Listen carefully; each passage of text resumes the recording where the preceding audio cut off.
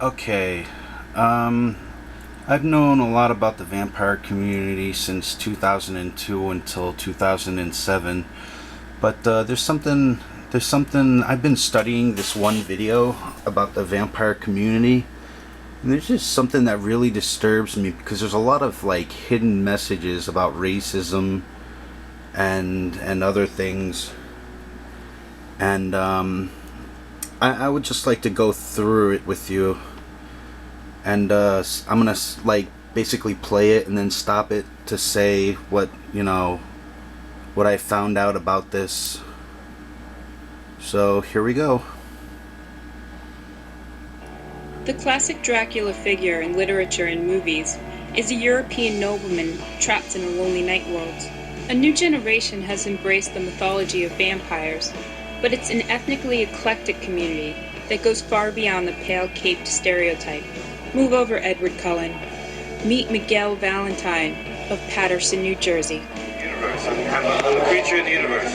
I call myself vampire. Miguel was introduced to the subculture via the House of Hidden Shadows, a Harlem-based vampire group. I went to a couple of the meetings, I went to some of the parties, and I felt that this was a good vibe. This is what I connected.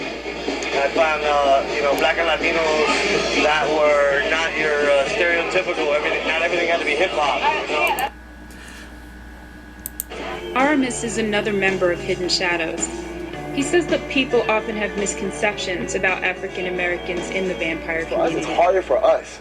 In a sense, like, we'll look like, okay, you want to be that white person. It's like, no, it ain't about being a wannabe, it's about being myself. I know what I am and I know what I'm not. Yes, don't get it twisted. I'm proud to be a black person in America. I'm proud to be black and able to be free enough to do things that most individuals in our ancestors couldn't do. But at the same time, let me be that same person to be free to be myself. Right. I'm not being someone else. I'm being who I feel like I want to be. If it doesn't work for you, it doesn't work for you. But it works for me. It's making me feel great. I'm having my beautiful moments. I'll have my moments of time. Like, it's hard. Like I said, it's harder for the simple fact is even being a parent. I'm a father. My youngest, they understand it more than adults understand this. These vampires. Okay, basically what's going on is basically there are race issues in the vampire community. The vampire community are also racist, which will lead me to the next thing I want to get at. But also, they say that they're universal creatures or godly creatures of the universe. No, that's basically more of self-entitlement, self-grandisement, and just a very kind of a sociopathic, godlike complex, which they usually have, which I'll get into in the next few stoppings. But yeah, obviously there is race issues in the vampire community, and there is in fact racism because,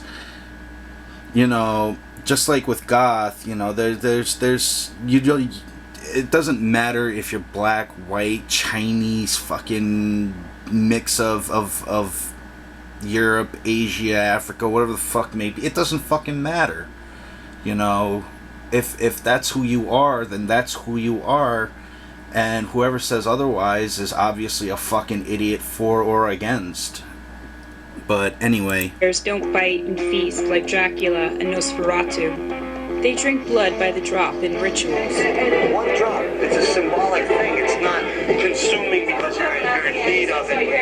It's not that. It's symbolic. Still, it's also highly dangerous. There are many vampire community members with, if not deadly STDs, then STDs in general. And last time I heard, blood drinking was actually prohibited, or done at one's own risk. But anyway. Fangs are more than fashion statements. The idea is to project and warn people in my circumference. This is what you're dealing with. You're dealing with a predator. I will bite your head off. Not literally, but mentally. Right. Yeah. So, if you're ready for that, then let's feed. Let's do it.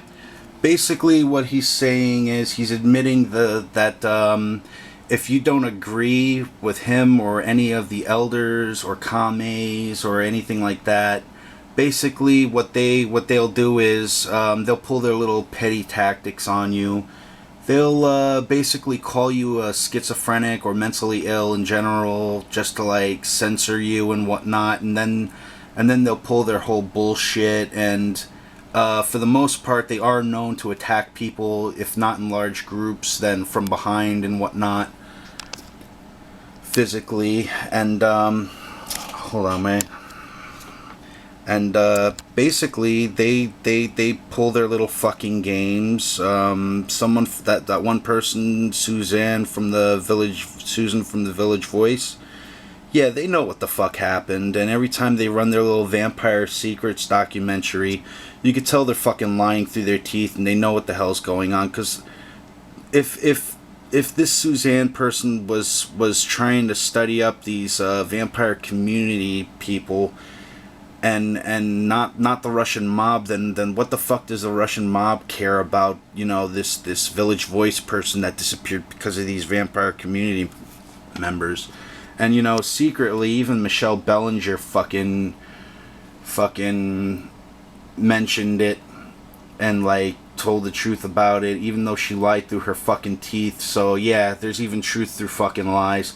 And why she's on Paranormal State, I don't fucking know, because that just makes the show totally unfucking legit for those who know, who've actually hung around Michelle Bellinger, know Michelle Bellinger, and know that she's full of shit and she's batshit insane. But anyway, that's beyond this. I'm gonna get back to this now. House of Hidden Shadows is just one group within an international network of practitioners, and it has its own hierarchy. One person wants to really be in depth, have involvements, have it where they get to a certain level, where they have that gratitude and criteria, or have that certain reputation of being known to be an uplifting individual or be the town joke. We have those too. Vampires call blood drinking sanguine. Yeah, basically, a lot of them couldn't fit into gangs, or they epic failed in gangs, and so a lot of them wind up joining the vampire community. It's basically, even if they're not in gangs, and they're just like, it's kind of like the Devil's Rejects, if you will. I mean, it's just basically a bunch of rejects who come into this community and are looking for acceptance and attention, or whatever the fuck the case may be.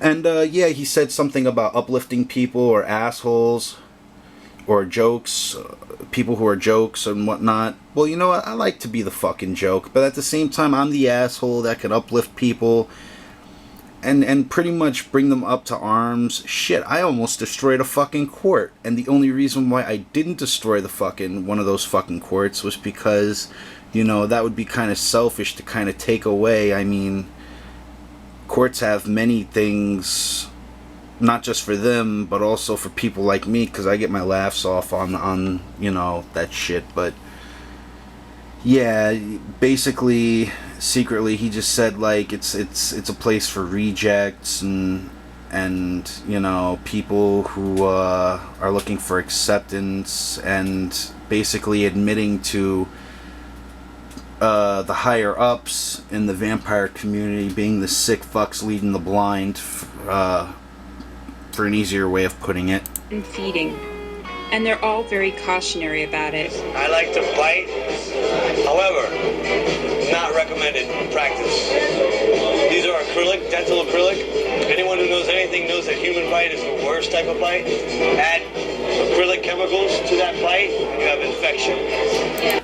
Yeah, you could also get hepatitis A, B, C, or if they have bleeding gums and they cut your skin, you could catch AIDS. Yeah, really smart. Don't do it. There are other ways. Miguel uses his own blood in rituals. Blood to me is... Well, if you drink your own blood, then that's pretty much the smartest way to go about it. Although I wouldn't recommend slitting your wrists and, you know, going batshit. It's the ink, the oil, the acrylic of the canvas of life, and I shed it as often as possible. Because of the social taboos, a majority of vampires practice in secret, but there are some who just... Yeah, because they know that if they get caught in public, or if some psychologist catches them, they'll be in a padded fucking room for the rest of their life, which is the reason why if you try to expose them, they will basically call you crazy, insane, or schizophrenic. Basically, yeah, in short, Yeah, sorry about that. My camera cut off. But yeah, basically, in short, they're just a bunch of fucking, basic. I'm gonna put it like this in basic terms. They're just a bunch of people you want to avoid.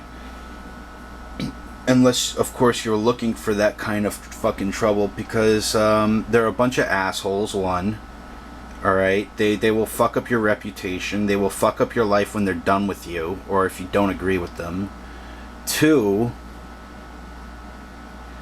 they do condone violence and jumping and gang activity. As a matter of fact, they are well known as, by many, as being, who know about them or of them, they are known to be called fang bangers, bed bugs, shit like that, parasites, dingbats, fruit bats, all that kind of stuff.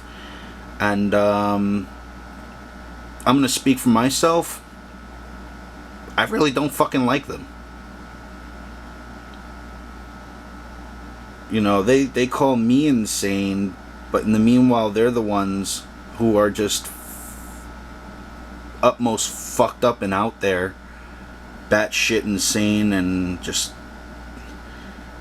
I pretty much explained everything within this one fucking video.